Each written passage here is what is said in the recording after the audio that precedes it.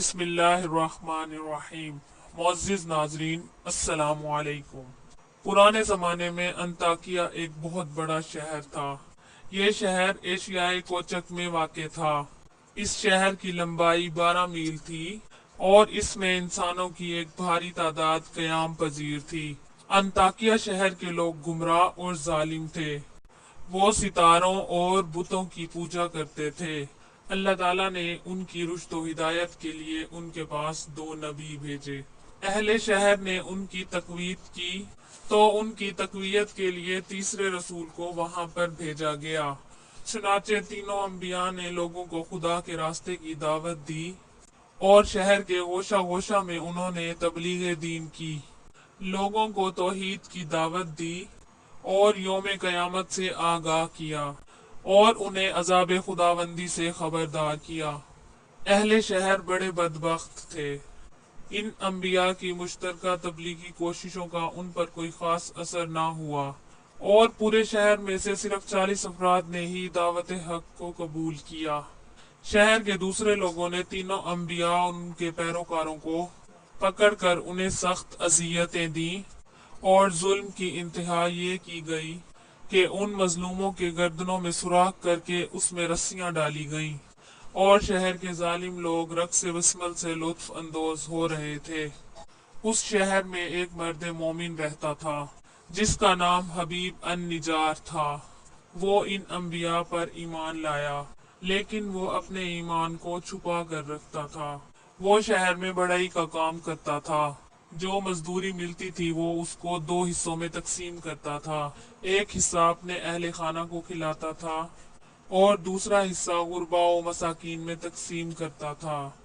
जब हबीब अन निजाब को इस जुल्म का पता चला तो उन्होंने अपनी कौम को तबलीग करते हुए कहा कि ए मेरी कौम, इन रसूलों की पैरवी करो, इनकी इत्तबा करो जो तुमसे कोई अजर नहीं मांगते और वो राह रास्त पर हैं। और मैं क्यों ना उस जात की बंदगी करूं जिसने मुझे पैदा किया है और जिसकी तरफ तुम सबको पलट कर जाना है। क्या मैं उस जात के अलावा किसी को माबूद बनाऊं? जबकि अगर खुदाए रहमान मुझे जरर पहुंचाने का इरादा कर ले तो उनकी शिफात मुझे कोई फायदा नहीं दे सकती और ना वो मुझे छुड़ा सकते हैं। तब तो मैं सरी गुमराही में मुब्तला हो जाऊंगा। मैं तो तुम्हारे परवरदिगार पर ईमान ले आया हूँ, लिहाजा मेरी बात सुन लो। क्या मैं उसे छोड़कर दूसरे माबूद बना लूं? हालांकि अगर खुदाए रहमान मुझे नुकसान पहुंचाना चाहे तो उनकी शफात मेरे किसी काम ना आएगी और ना वो मुझे छुड़ा ही सकते हैं। अगर मैं ऐसा करूं तो मैं वाज़े गुमराही में मुब्तला हो जाऊंगा। मैं तुम्हारे रब पर ईमान ले आया, तुम भी मेरी बात मान लो।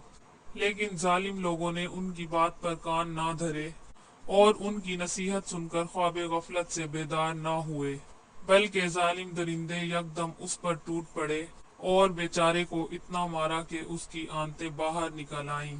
फिर उसका गला दबाकर कत्ल कर दिया और लाश को एक कुएं में डालकर उस पर मिट्टी डाल दी और वो कुआं उसका मदफन बन गया।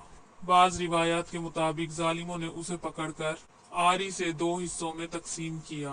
एक और रिवायत के मुताबिक जालिमों ने उसे पकड़कर उसकी गर्दन में सुराख कर दिया, फिर गर्दन में रस्सी डालकर उसे सूली पर चढ़ा दिया जहां उसकी मौत वाक़ई हुई।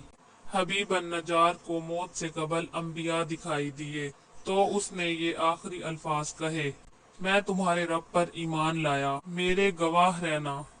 इसके बाद उसकी रूह परवास कर गई। अल्लाह ताला ने उसकी कुर्बानी को कबूल किया और उसे अजीम सवाब दिया। उसकी रूह जैसे ही जिस्म से जुदा हुई तो उसे जन्नत भेज दिया गया। जैसे कि कुरान मजीद बयान करता है, हबीब अन निजार को नेक अंजाम मुबारक हो।